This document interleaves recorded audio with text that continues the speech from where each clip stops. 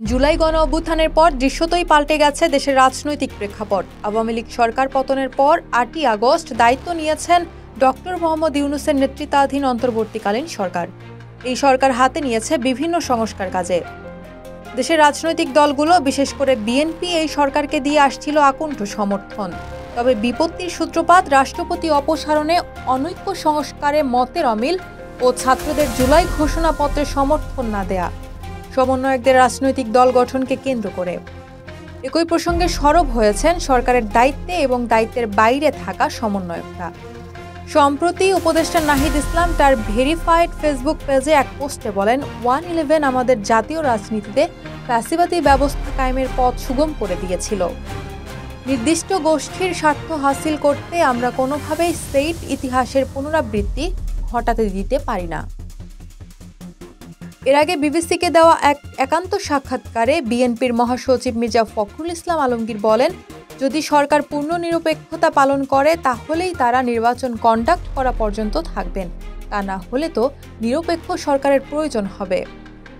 সরকার পরিবর্তন নিয়ে বিবিসির প্রশ্নের জবাবে তিনি বলেন, নিরপেক্ষতার প্রশ্ন আসতে পারে, কেননা এখানে আমরা জিনিসটা লক্ষ্য করছি যে আপনার ছাত্ররা তারা একটা রাজনৈতিক দল তৈরি করার কথা চিন্তা করছেন।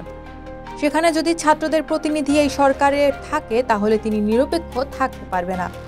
ওইটা হচ্ছে সম্ভাব্য কথা, কিন্তু যদি তারা মনে করে যে থেকেই তারা নির্বাচন করবেন তাহলে তো রাজনৈতিক দলগুলো মেনে নেবে না। এখন প্রশ্ন হলো, হঠাৎ কেন আলোচনায় 1/11, নাকি পর্দার আড়ালে চলছে অন্য খেলার ছক?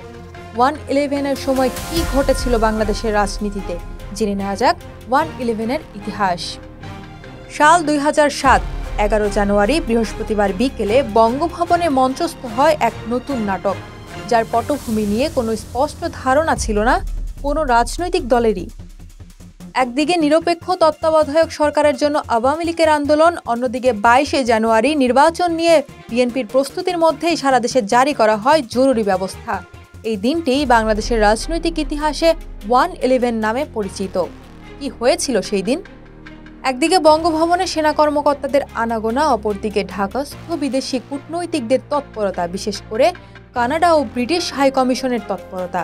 দুপুর 12টায় তৎকালীন সেনাপ্রধান মঈনউদ্দিন আহমেদ ও নবম পদাতিকে জিওসি জেনারেল মাসুদ উদ্দিন আহমেদ সহ একদল সেনা কর্মকর্তা বঙ্গভবনে রাষ্ট্রপতির সঙ্গে সাক্ষাৎ করেন।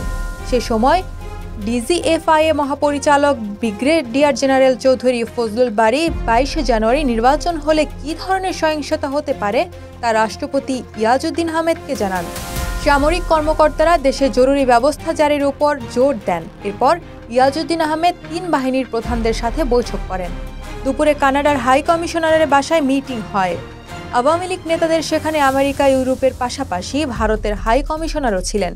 তবে কি নিয়ে আলোচনা হয়েছে তা নিয়ে কোনো মন্তব্য করতে রাজি হননি নেতারা।